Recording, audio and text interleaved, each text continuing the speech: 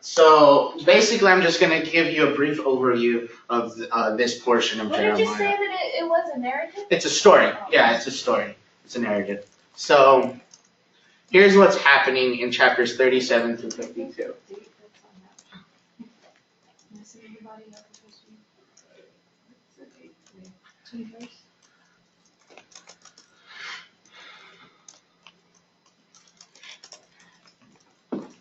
Oh, are you kidding? Oh. Sorry. I'm not mad at you. Just post it on the screen. No. Okay. There we go. Okay, so let's continue on. So, like I said, it's basically the story when Jeremiah finishes his ministry, and these are the points that I want you guys to know. Point 1, Zedekiah is king of Judah, placed by Nebuchadnezzar. Okay? Zedekiah is the last king of Judah. Yeah. The last king of Judah. Okay?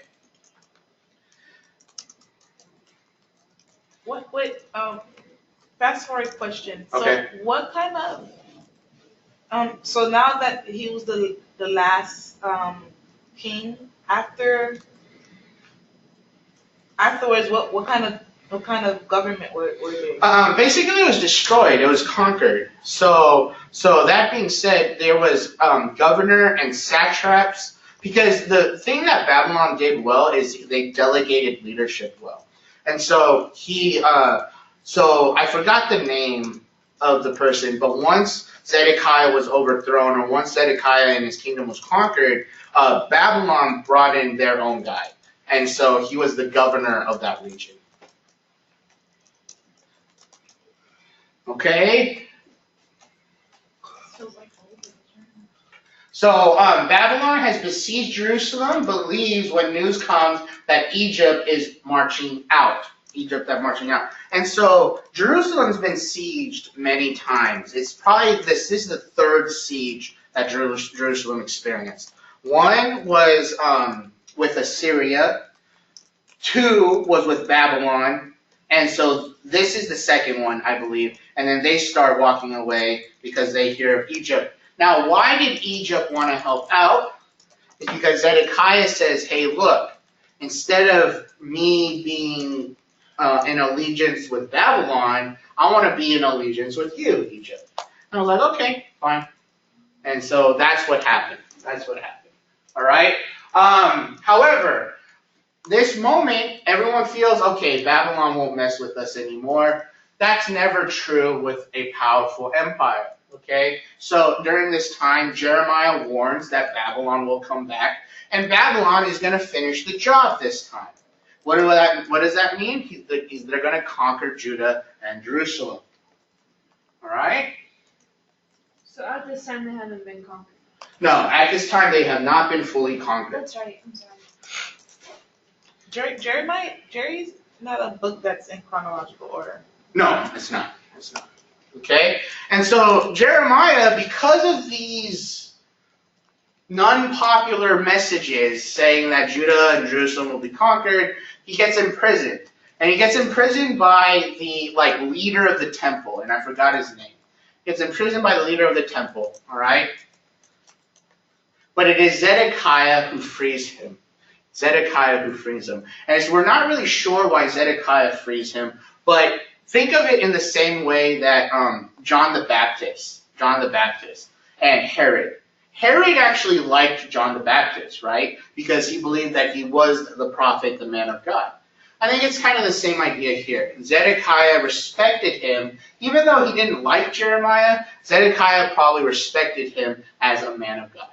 Okay? Zedekiah is a king? Yes, Zedekiah is the king. Who imprisoned him? He was the temple leader. The custodian, I forgot what they called him, but yeah.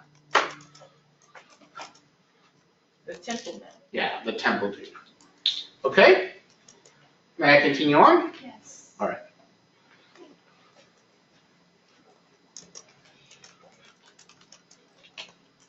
Okay, so he continues on with this unpopular message, saying that Babylon's going to get destroyed. If you want to survive, just go with Babylon. And go to the Babylon capital, or Babylon, and so that you won't be killed.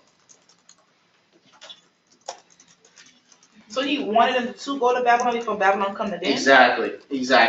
Oh, wow. Yeah, so if you don't want to experience the slaughter, if you don't want to experience the massacre, just go to Babylon now, because that's what's going to happen.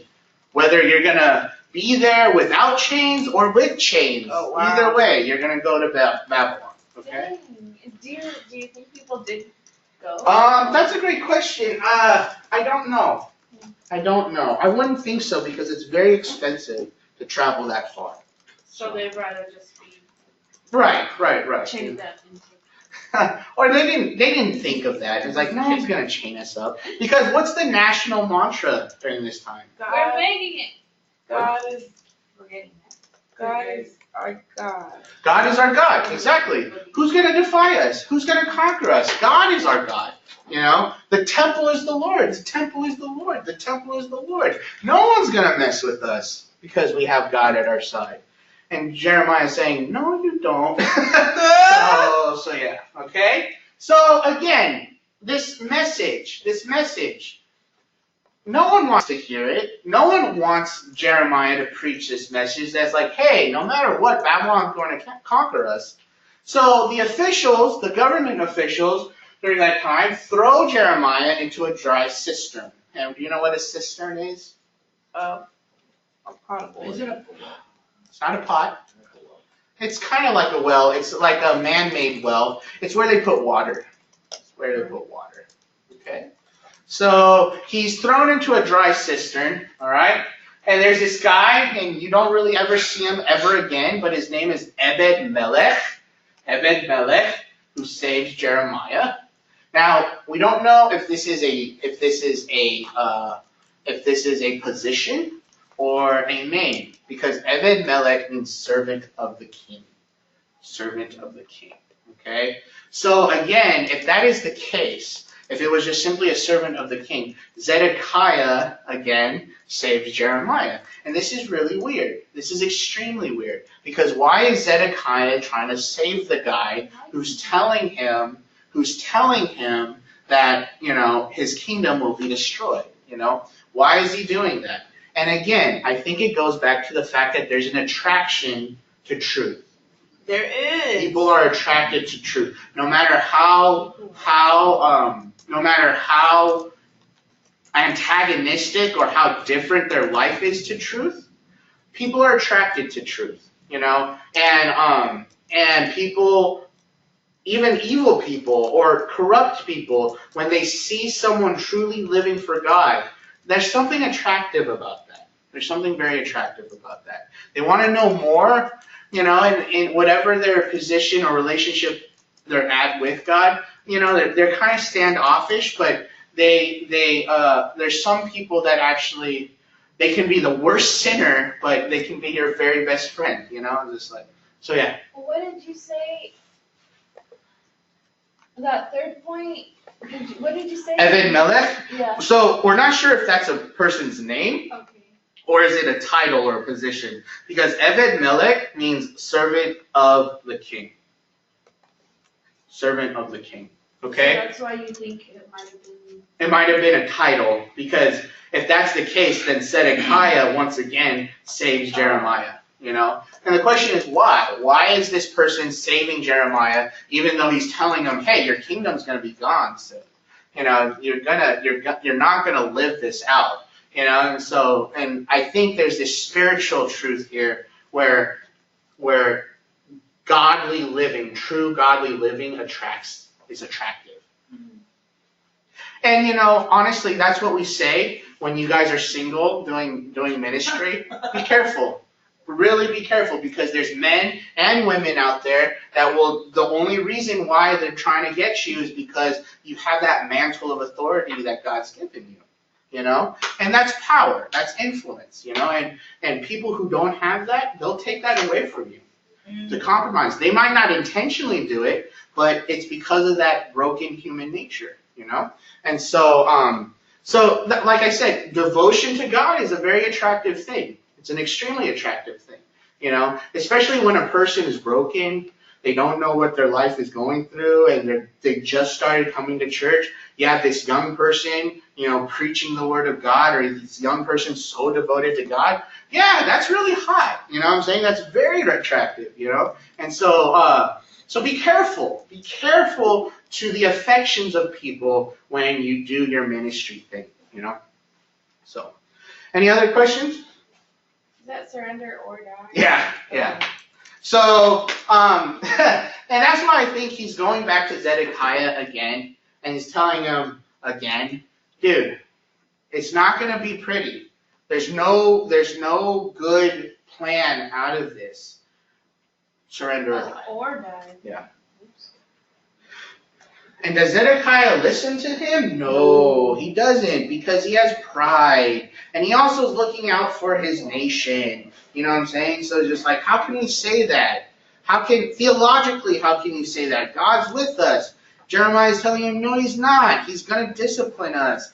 And just like, no, I don't believe this. I don't believe this. So, may I continue on? Yes. All right.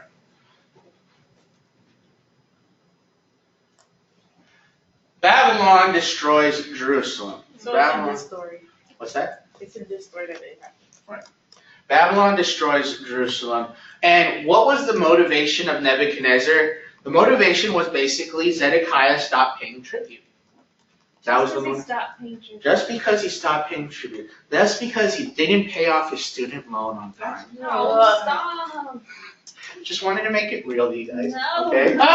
So he didn't pay off the student loan. Okay? Or no, not just simply that, because you guys are all, well-meaning. It's like, oh man, I just can't pay off my student loan. Zedekiah says, I'm not going to pay my student loan. I choose not to pay my student loan. And, no matter what Uncle Sam gave me for this education, up your nose with the rubber hose kind of thing. I'm never going to pay off my student loan kind of deal. And so the government, like Babylon, will come out and get you. And that's what Babylon did. And this is the final siege of Babylon. And this was a very grim moment. It just didn't happen right away. You need to understand that. Sieges are basically, they're stretched. They happen for a long time. And I forgot how long this siege was, but it was to a point where women started killing off their children to eat them. Or people killed off each other to eat them. It was that bad. People were starting to drink urine because there was no water. It was that bad. It was horrible. Okay? So when a siege happens at that moment, you would rather die than live at that point. Because, how can you live with yourself knowing that you ate someone? Right? And people have, don't get me wrong, because, survival, but how could you really live your life the same way knowing that you killed someone to eat them? And so that's what's happening during this siege. Yes? I don't want to get, what about, cannibalism, intentional cannibalism? Okay. I don't know, so why do they do that? So it depends on the culture. It depends on each and every culture. So I believe there's these tribes. It's either Aboriginal, South American, or African. I'm not sure which one.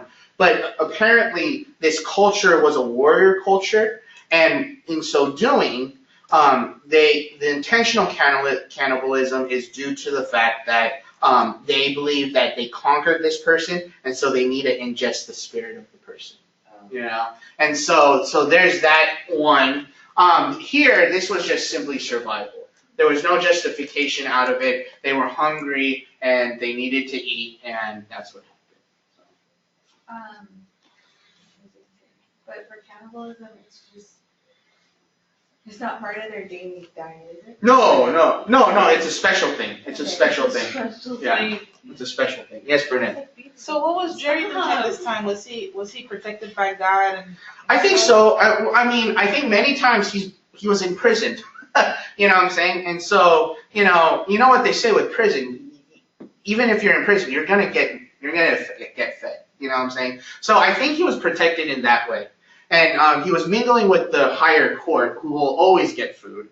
But this is like kind of like the rest of everybody in Jerusalem. You know, it's just like you and me living in the streets of Jerusalem. You know, we're not the 1%. You know, the 1% got fed, definitely, not the 99. You know, and so so there was sadly cannibalism happening and whatnot. So okay, then Jerusalem gets destroyed.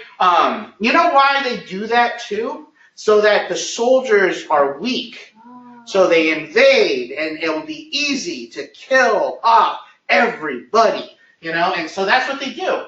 However, once everything is destroyed, which, by the way, when was Jerusalem destroyed? 586. Beautiful, Burnett, thank you, 586 BC. Jeremiah gets spared and is forced by army officials to flee Egypt. He didn't want to go to Egypt. He did not want to go to Egypt. The reason why he didn't want to go to Egypt is because he wanted to minister to the remnant in Jerusalem. Right. Yeah. And who was the remnant? The poor. So he wanted The poor. to go with- The people that Babylon didn't care for. Yeah. So he wanted to minister to them. He wanted to minister to that remnant because he felt that's God's chosen people. So, but he was forced to go. And then Jeremiah attempts to rebuke the refugees in Egypt for their idolatry. And sadly, again, they do not listen to him. How do they not, like, after all of that going on, after one year already? You know, and the reason, I don't know. But I think it is, we have to challenge ourselves and really realize that idolatry is not just simply worshiping other gods. It's something deeper. It's something so close to humanity that you literally have to take a scalpel and cut it off. It's like a cancer, you know, and so it intertwines and it entangles with you so deeply. You got to cut through it, and it's going to be painful. It's going to be extremely painful, and that's why as Christians, all of us struggle with idolatry. All of us struggle with idolatry. And God's plan on how to break that idolatry is having you go through suffering. No. Yeah, that's right. That sucks. It really does. But suffering so far, as I have understood it, with my limited experience, suffering so far and pain are the best medicine to tear you away from idolatry. Because at those moments, screw your humanity. Screw the gods that you've built. Go to the true God. I need help. Lord, help me. You know, so. Okay? I believe that's it with Jeremiah. We're done with Jeremiah? So long, Jerry. Oh, no. There's more. Really done. Okay. This, however, 46 through 51 are oracles of the nations. So this is a new section. So chapter 46 through 51 is a new section. And it's a list of oracles against the nations. All right? And those are the ones that are listed. Isaiah does the same thing. And you're going to see Ezekiel doing the same thing. Okay? These oracles against the nations. These prophecies against the nations. Okay? So that being said, I want you guys to write this in your notes because I don't have it on my presentation. One of the key resume cues for a major prophet is to prophesy against the nations. Okay?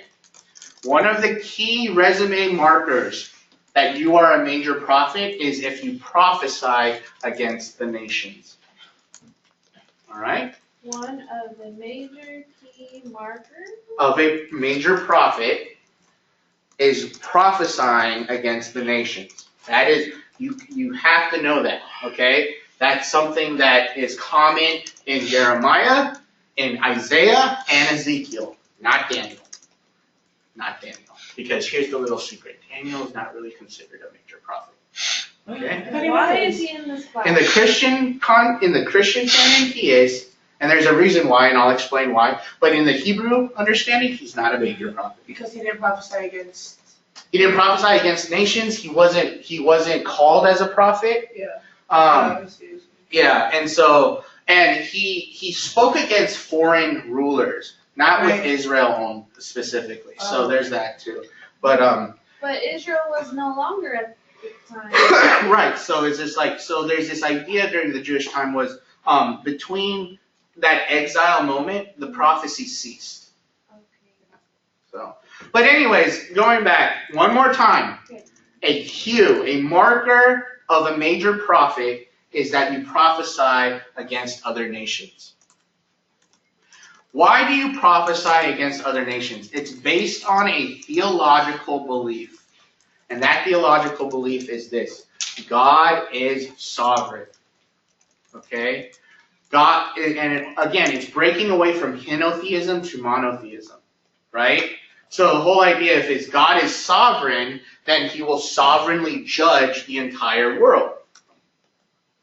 Okay? And so these oracles or these prophecies against the nations showcases the prophet's theological belief that God is in absolute control. It conveys their monotheism, and it conveys their belief that God is sovereign.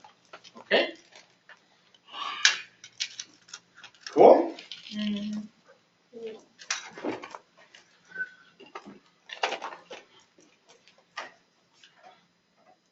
Everyone done with this slide? No. No.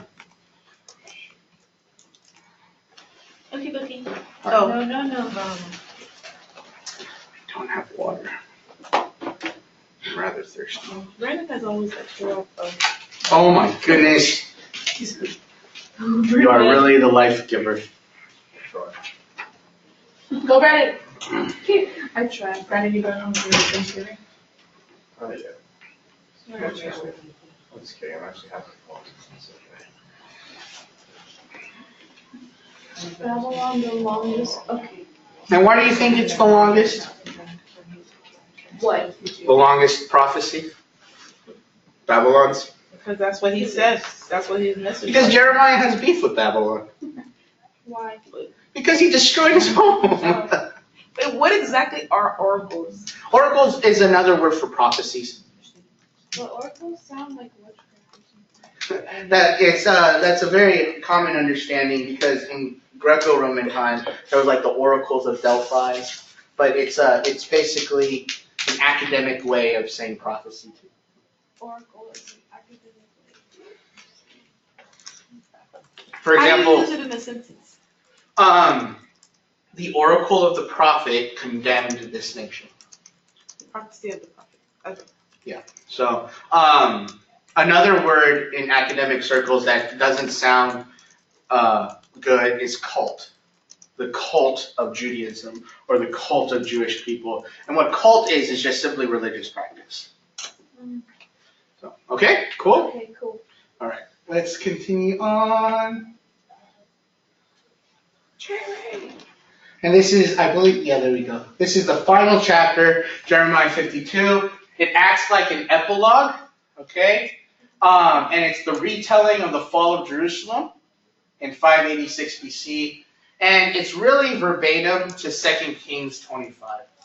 Like, it's literally, what do we tell you not to do in your papers? Plagiarism? Yeah. Yeah, it's a lot like that. It literally copies itself from 2 Kings 25. Wow, they didn't footnote. Nope, no footnoting during the ancient time. So if they can get away with it, why can't we? Because we have a different worldview. Because it was believed, or there's a theory out there that when people plagiarized, it was to honor that person. So I just want to honor. Sure, of course. I don't want to steal their work. I just really like how they said it, so I put it on my paper. Good, and so then you quote it. No! If I quote it, then it's too long, and then I have to put it in single space and all that stuff. All right, I'll finish here. Let's do a 10-minute break. Come back here at 10 after, and then we'll get into Lamentations, and then we'll talk about Ezekiel. Wow, Lamentations. I forgot about that one.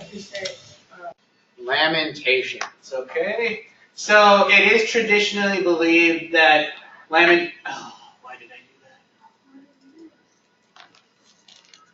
I have to start all over. Well, Lamentations is traditionally believed that Jeremiah wrote it, but how many of us know that we're skeptical of traditions in the biblical studies community. So, but let's continue on with Lamentations. So again, like I said, Jeremiah, we believe based on Jewish and Christian tradition that Jeremiah wrote this book. Okay, and one of the brief yet not this extensive reasons why is because there's laments. We find laments in the book of Jeremiah itself. So this is just a continuation of that. Okay. However, there are a lot of people that believe that it isn't Jeremiah who wrote this book, and I'm not exactly sure who they believe wrote it. But here's the reasons why they believe that Jeremiah didn't write it. There's a linguistic style that's different to that in the book of the prophet.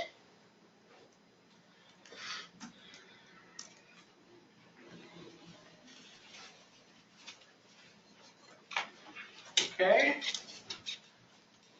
And also, there's Jeremiah never mentioned in his book. Jeremiah never mentioned that he wrote another book. But the question is, why would he? Who cares? So Unless he was self-centered. maybe there was a purpose for it, but that doesn't mean that it wasn't written by him. Okay. And this whole linguistic style, let me also say, this linguistic style is based on this one particular technique, and it's known as an acrostic. So basically, the way that Lamentations is written out, it's written out based on the Hebrew alphabet. And so each passage or each verse begins with the letter of the Hebrew alphabet in sequential order. Okay? So, how you have those kids' books to teach, to help teach your kids how to read and stuff like that, those alphabet books. Yeah. A is for, Apple. B is for, Banana. C is for, Cat. right, okay, good, excellent. So that's a simplified version of what Lamentations is. So Lamentations will go through alphabetically. The first word of each passage will begin with that letter, okay? That's what an acrostic is, all right? Questions about that? Wait, as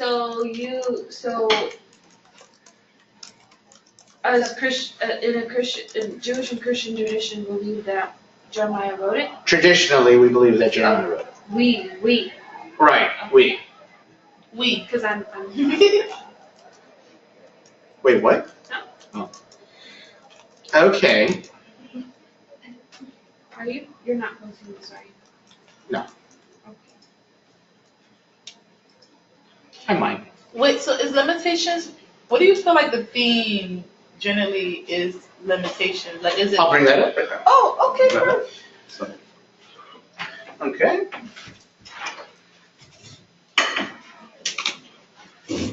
May I continue on? Yeah. 1 second. One second. Stop it. You know what today is? Today is Mother's. Back to the Future. Yes, exactly. Today is when Marty Oh. McFly and Doc went The back to year the future. Oh, really? Yeah, that's crazy. And it's nothing like what they believed. No. Wow, it was today? It's They said today. 2015? Today, October 21st, 2015 is the day when they went back to the future. That's crazy. We should all dress up. Say, why did we When? plan this? Back to the Future, like that one scene when they're in the parking I'm ready. lot. That was actually in Nolan Heights. Oh, really? It was mall. I didn't know that. I was like, what? That's the mall? Yeah. Get out. Which mall? The West Hills Mall. It is? Rolling, yeah. I'm like, Is the mall from that? Oh, because they have I've like never a seen model Back to the display. Future. What? I felt so Yeah. cool. Oh my God. God. See why we need to. Who said that? Me. Really? Oh, poor thing. Who said that? Oh. Like in 8th grade, I think. It's in 9th grade. No wonder that mall looks so familiar. Yeah. Me too. All right, here's the message of Lamentations. Darren, my Back brother's to class. Here's the message of Lamentations. We believe based on. Are you talking about Back to the Future? Yeah. Anyway. Anyway, so believing that Jeremiah wrote it, okay, we believe the message is an observational account, emotionally charged by anguish, pain, and sorrow, okay? And the theme of it is the outcome of Jerusalem's disobedience and God's wrath.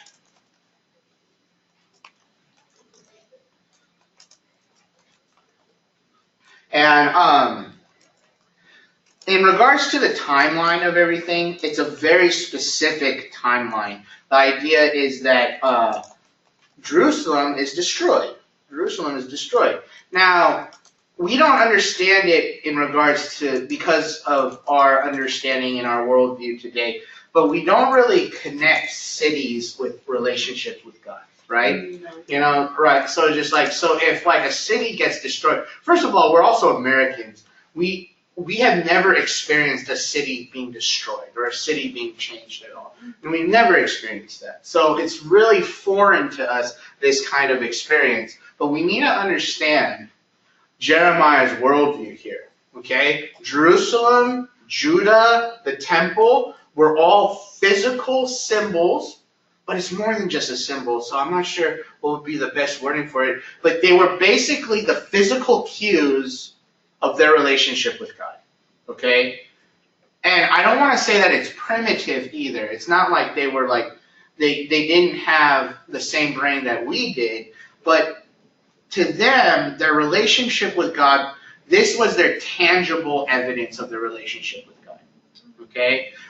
You and I have a relationship with God, but there's nothing really tangible about it. We just say it in faith.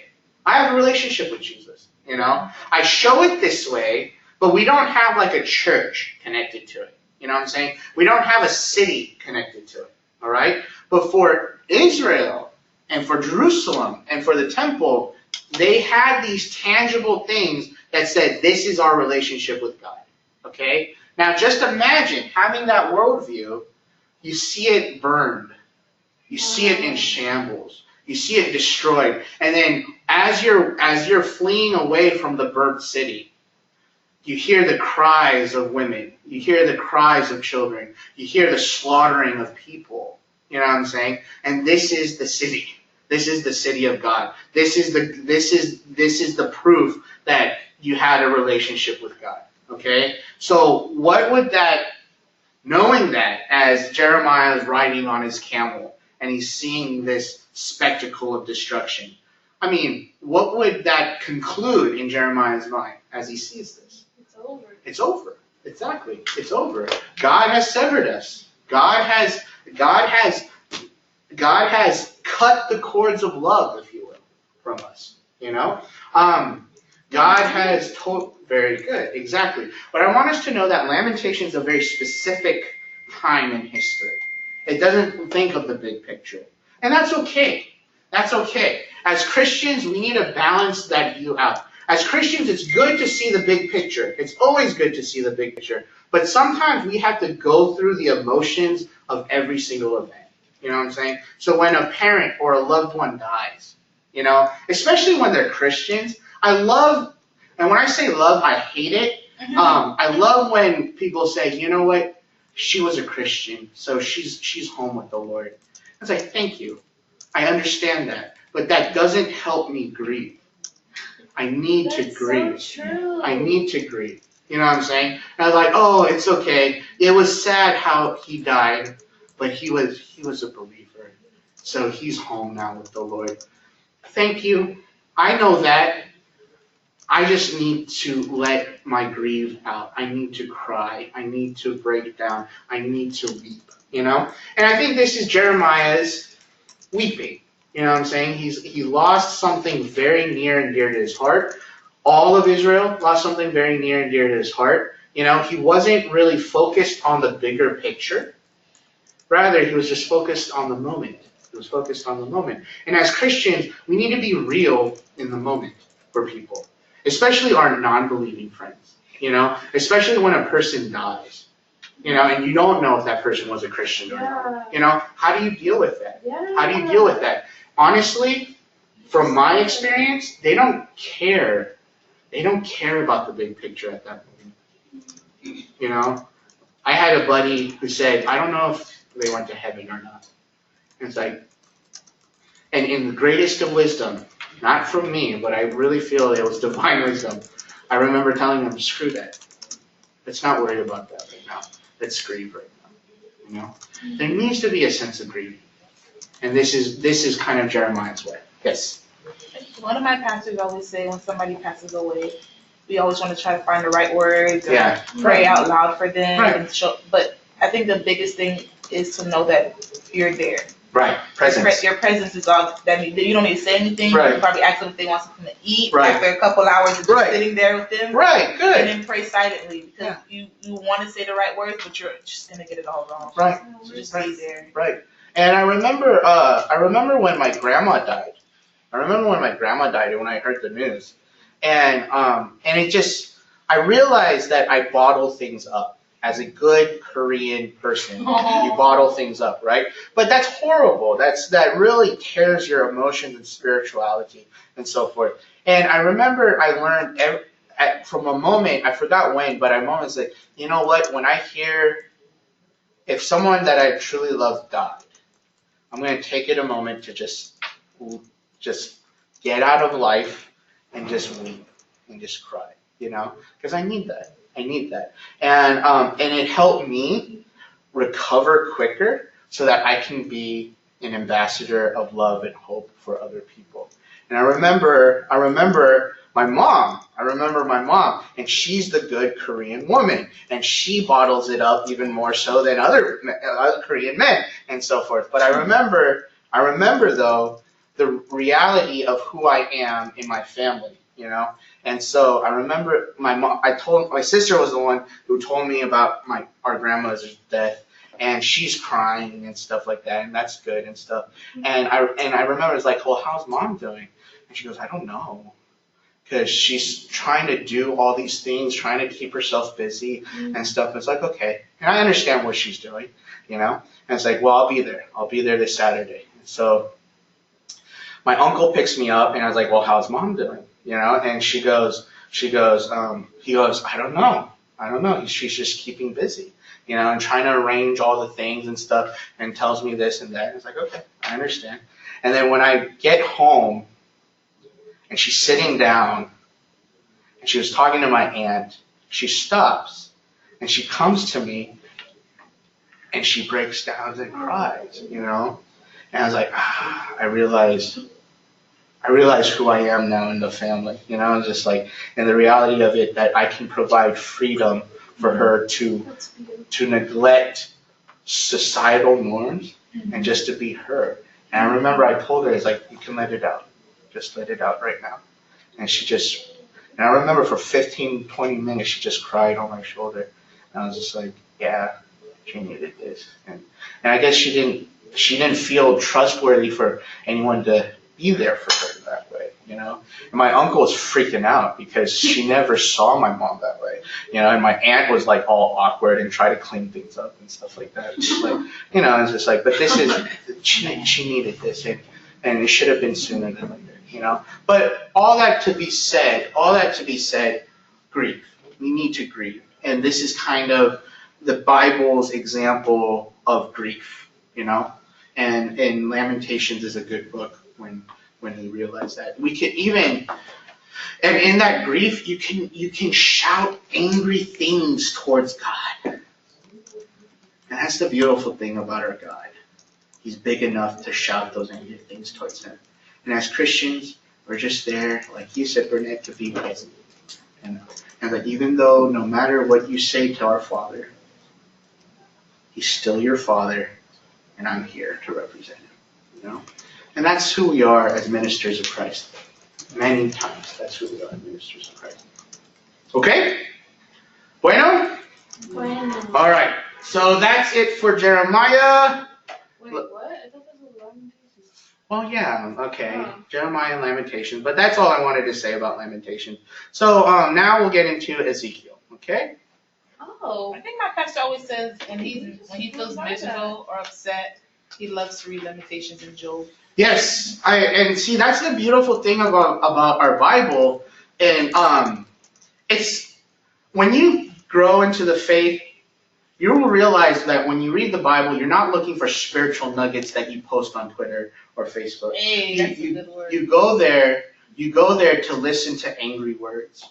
And because sometimes as human beings, one of the frustrations that we have when we're angry or we're sad and stuff is that we don't have the words to express it, right? But the Bible has thousands upon thousands of years of people's angry words, Wow. people's sad words, And so I remember when after I cried when I heard my grandmother died, I went to the book of Psalms and I read it for 3 or 4 hours. Went through the book of Psalms, and it's just like it's a huge source of comfort to listen to the angry words of the Bible. It's like you know what? I'm not the only one angry. I'm not the only one grieving. I'm not the only one that blames God. There's a witness there. And it's very healthy. It's very restorative, I should say. So. Ignore 1 through 24. We'll get into 1 through 24 on Friday. But let's do some historical background, okay? Point number 1.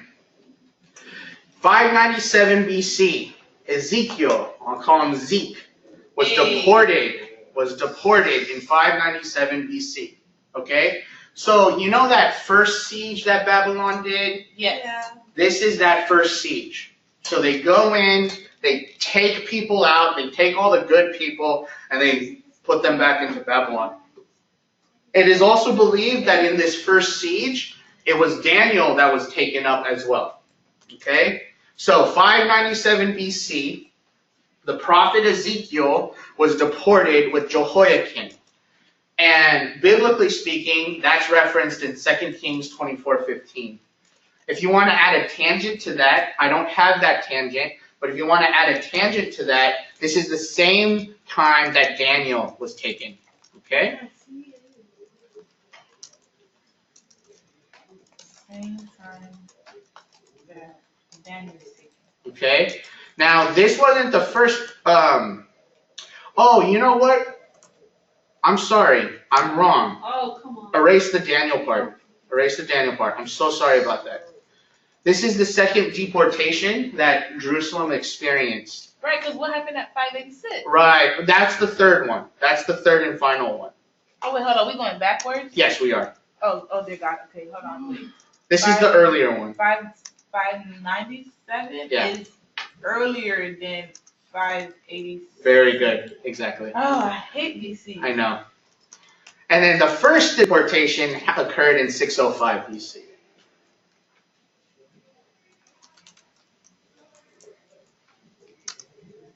Okay?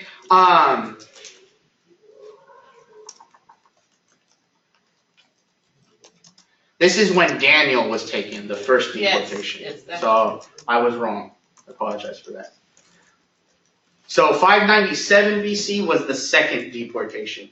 597 is the second. Right. And then 586 was, that's it. This is the last straw. Third strike, you're out. We're going to destroy Jerusalem. Okay? Question about 605. Isn't that the same time around?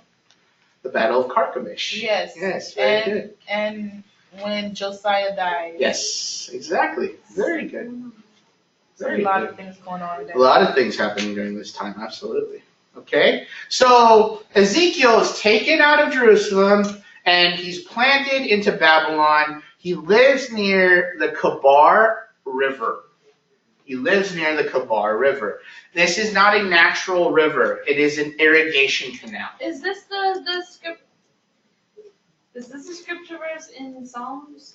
No? Okay. No. Oh, that's a beautiful song, though. That's a beautiful song. We were mourning by the rivers of Babylon. Oh, such a good Dr. song. Cyril always talks to us about That's a very good song. No, it could be one specific of them, but this isn't a natural river. It is a irrigation canal. what does that mean? It's basically a man-made river So there's the actual river, and it's like, oh, it's so far away from my farmland. Well, I know what I'll do. I'll create this little. Oh, to connect it. Exactly.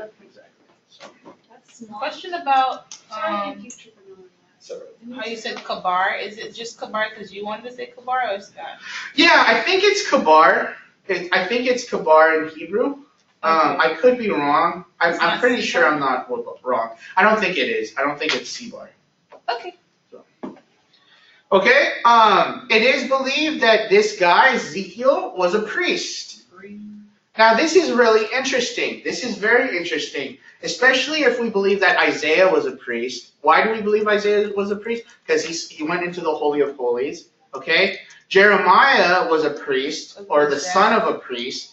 And Ezekiel was a priest, okay? So that being said, all the three major prophets thus far first started off as priests, okay? Why do you think that is? What is your theory on that? Why do you think that is? Because they already have an image of the sovereignty of God. That was developed, but I'm liking how you're thinking. Where did they get that idea? What do the priests do? Sacrifice. They do sacrifice. They do what, Cynthia? They study and learn the word. There you go. That's it. They studied the Word of God. They studied the Word of God. They knew it in and out, back and forth, upside down and everything. They knew the Word of God. Okay? So, what does that tell you about prophets? Prophets should be people who know the Word of God, okay?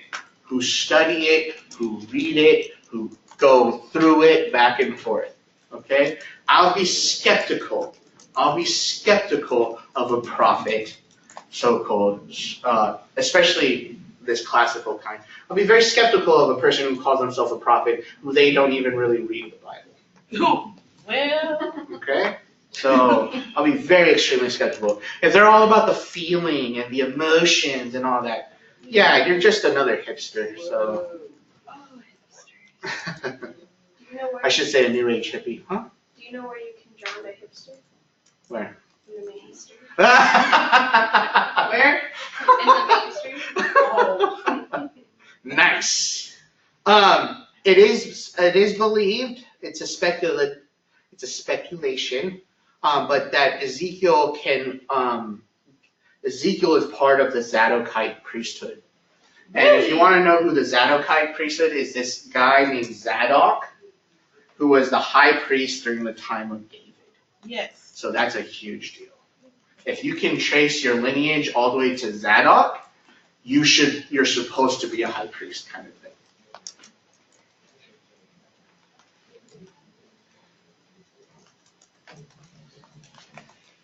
He was a priest during the time of David?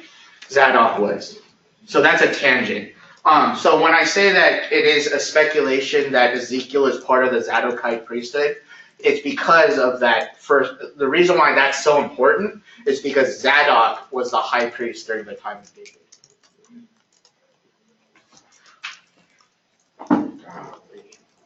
You're having a hard time with I that. sure am. Like, it moves every time I walk on it. Aaron's not doing his job. How do you spell Zadok? Zadok. Z-A-D-O-K. D-O-K. Zadok. Okay? And also, it was during the reign of Nebuchadnezzar, Of course. of course. And so the ministry time frame for Ezekiel is 605 to 652 BC.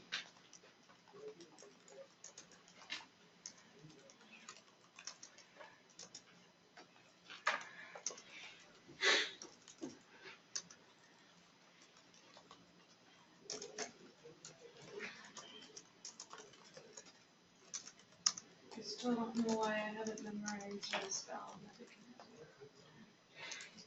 It's like it has You a probably had Chad a there. teacher I've here. been writing it all the time. It's Nebuchadnezzar. It's just, it doesn't stick to me. Oh, you don't know how to spell it? No. Oh, that's fine. But I don't know why I don't know how to spell it by now, Oh. is what I'm saying. Because you don't use it regularly. I guess so. You know how you use it regularly? Name your son that. No. No. Nebuchadnezzar, come here. No. Nebu, Chad, get over here. Don't let me use your full name. I will embarrass you if I use your Yep, full name. exactly. That's I funny. don't want to know how to spell that. May I continue on? Yeah. Yes. Okay. Authorship. The cool thing is, a lot of scholars believe that it was written by Ezekiel. We have no real, I don't think lately, maybe lately it's different, but we have no real suspicion that Ezekiel didn't write it, okay, or this guy named Ezekiel wrote it. So How do the scholars feel about Jeremiah? Jeremiah, I think, is the same, but keep in mind, Jeremiah didn't write his book. It was Baruch who wrote his book. Wait, what's going on? Jeremiah had a scribe. His name was Baruch. Yeah, so it is believed that Baruch wrote it, or collaborated, or connected. So. We did say this. Yes, we did. Okay, and so the 3 reasons why is there's a fluid style.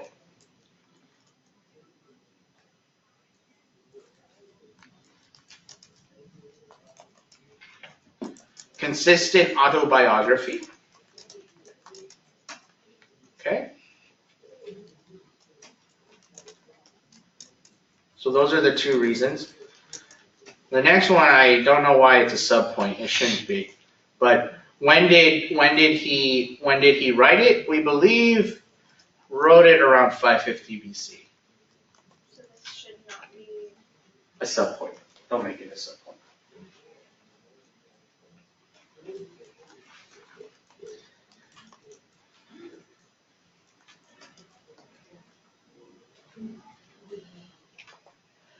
$550. 550, right, around there. Okay, so let's have a little discussion moment, and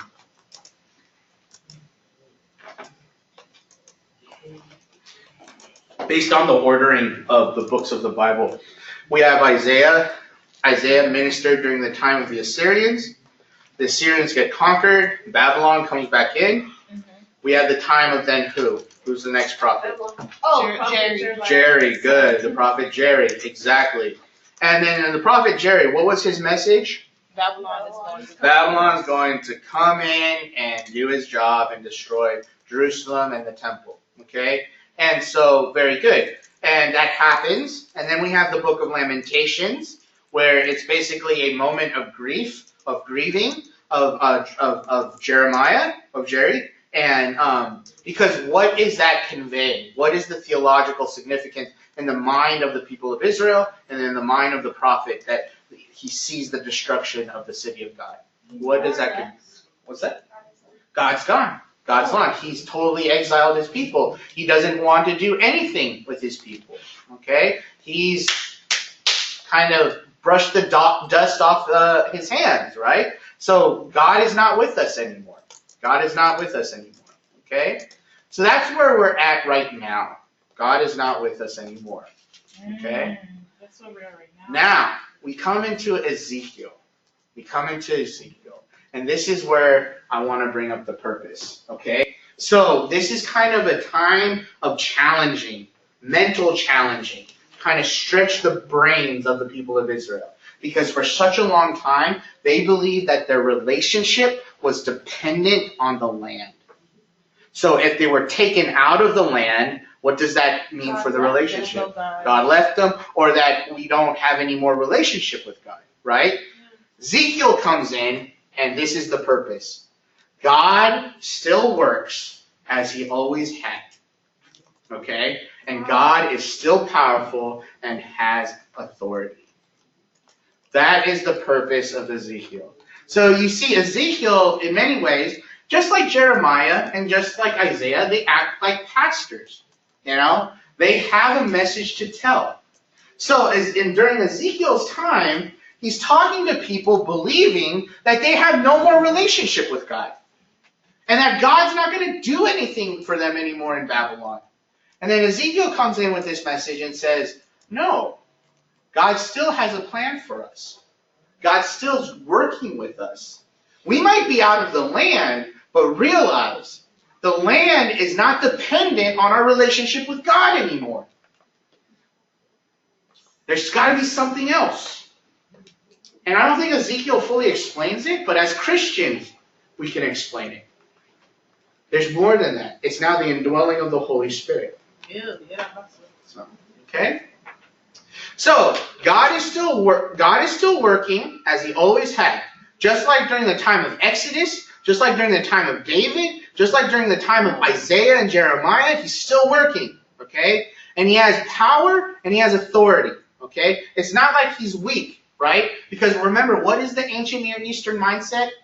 The conquering nation, the God of that conquering nation. Go ahead. Oh, so sorry. The conquered nation conquered that God. Right, exactly. So this is the mindset of the people of Israel. This is the mindset of the Babylonians. We conquered you guys. Dang, especially from going from like God's with us, we're Right. doing great, all this stuff, and Exactly. then boom. Exactly. Oh my God. Exactly. And so the whole idea here is the Babylonians are mocking the people of Israel and saying, hey, you said that your God is all powerful. We just conquered you guys. How can you say that? How can you say that your God is all powerful? As a matter of fact, your God now is our servant. And so the people of Israel has to deal with this. It's like, no, he's not your servant. We know he's not your servant. Why? He destroyed the Egyptians. Yeah. He did all this back a long time ago. He split the seas. He done all this. He's not your servant. He's still powerful. And that's Ezekiel's task. That's Ezekiel's job. The people are telling them all that, or Ezekiel is saying? Ezekiel is trying to remind them of how powerful God is. And this is all part of his plan. He has not been conquered. He's not a servant to the Babylonian God. He's just, this is all part of his plan. And he's trying to explain to the people of Israel and convince the people of Israel that. How does Ezekiel show this? Yes, Brennan. Man, that is literally so hard to do, because I know the first century church, and how they still remember, like, remnants of who Jesus was, because but once they died off, it was just like harder and harder, and then the Renaissance happened, all these things, and now we come to today in modern world, and how people is just like forgetting what Jesus has done for us. Right. And it's just like people like the church people, the family, is just like reminding everybody about, seek Christ, finding their salvation. It's just like, man, this is always happening. Like, God is never. And it's a cycle. And so when you see it that way, a lot of people who feel discouraged of the times should actually be encouraged, because this is the proper ingredients for revival. This is the proper ingredients for revival. I mean, don't get me wrong, there's a choice. There's the one where we'll just continue forgetting, or we're just so fed up that something great and powerful is going to happen. So now, the question is, how does Ezekiel do this? How does he convince that God is still working, and God is powerful and has ultimate authority? There's a lot of reasons. First one, it is one of the most organized prophetic books. One of the most organized prophetic books, okay? And you can really break it down into 3 sections. Chapters 1 through 24 is the destruction of Jerusalem. Chapters 25 through 32 is the judgment oracles against surrounding nations. There's that other section of a major prophet. Wait, what? 25 through 32, the judgment oracles. So Ezekiel's done it, Jeremiah's done it, and Isaiah's done it. Judgment? Judgment oracles, or prophecies against the nations. And then but Ezekiel was prophesying against other nations? Yes, just like Isaiah did and just like Jeremiah did. They prophesied against. Oh, yeah. Okay? And then the final section, 33 through 48, is reconciliation between God and Israel and the return of exiles. All the major prophets are speaking to the southern kingdom? Yes, but they believe also that they're speaking to Israel as a whole. Okay. Okay, so how does Ezekiel show this? Reason number one, it's an orderly and historical account. And why is that necessary? Why is that necessary? To have an orderly historical account. How does that convey God is still at work and God is still powerful? I mean, at a time like this, we don't need a scattered, everywhere kind of book. We need to know what's going on. Right. And so, how do we find direction? Is with a directional book. Good, good. I like that. The question also is, when did it happen? When did what happen? When did God work? When did God show up? When did that happen? That's why prayer journaling is such an important. Oh, wow. Prayer journaling is very important because when people say, when did God deliver you? When did God transform you? When did God show his grace upon the situation? I was like, I can tell you, January 28th, when I was lost and hungry and in despair. I don't know what I was doing, and then at that moment, God showed up through a stranger giving me money or something like that. That's why we need an orderly historical account to let us know that God is still working in our time frame. So that when people say, when did this happen? When did God show up? When did God show his power? I'll give you the date right here. And as a matter of fact, this is very unique to Ezekiel. He gives you specific dates. He gives you specific dates. It's incredible. Cynthia, did you have your hand up? I don't remember. Okay. And we'll go through them. But here are the chapter references. Some of them, but like I said, don't worry about that right now. What does EG mean? For example, Oh. Instagram. Instagram. Do you think sometimes scripture, I mean, I know we put the scripture chapters and verses together, Yes. so maybe it doesn't, but God still works for the good. But do you think sometimes, like, I remember there was one pastor that was just like, God was giving me this number, so I went to every chapter of the book, 7 verse 21, something like that. Like, do you feel like that's like, Legit? yeah. based on the fact that numbers have patterns, and they're never coincidences because there's always pattern with numbers. So, yes and no. Yes and no. I think God uses it. When, like, for example, when you want to cling onto a scripture, it's easier to remember the reference rather than the actual scripture. So, I don't know. All right, so how does Ezekiel convey that God is all powerful and God is still acting? This orderly historical account. May I continue on? Mm-hmm. The next way he conveys it is he does it old school. Hey. Ezekiel does it old school. Now, I told you there's two different types of prophets. There's the former prophets and there are the latter prophets. This was like week 1. There's the former and the latter, okay?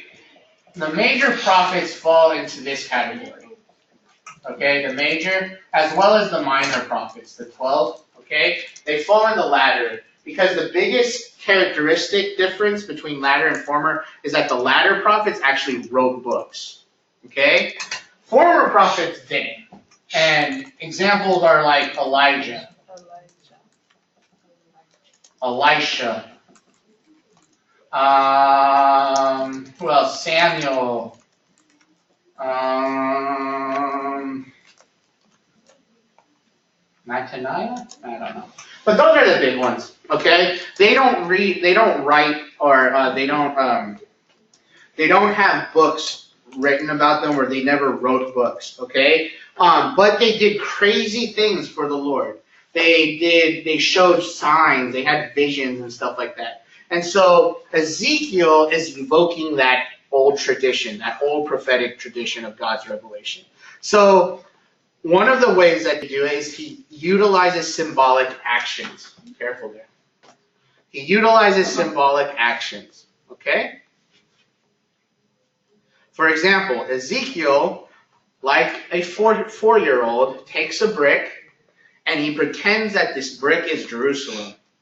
And he besieges Jerusalem, this brick, okay? So it's like when boys like fight each other like superhero or like good cop, bad robber and stuff like that. That's what Ezekiel's doing, okay? So Ezekiel takes this brick, represents Jerusalem, and he puts a siege around it, you know? He also cuts his hair, and this is kind of significant. This is interesting. He cuts his hair and he distributes it 3 ways, right? And we'll get into it, but it's very cool. So he divides it into 3. 1 he cuts up, 2 he burns, the second portion, and then 3 it just flies away in the wind. And people are doing, Ezekiel, what are you doing here? What's up with this? And what Ezekiel is saying is basically, this is what the people of Israel are going to experience when Babylon conquers Jerusalem. You know, some of them are going to get burned up, some are going to get cut to pieces, and the third will be deported away.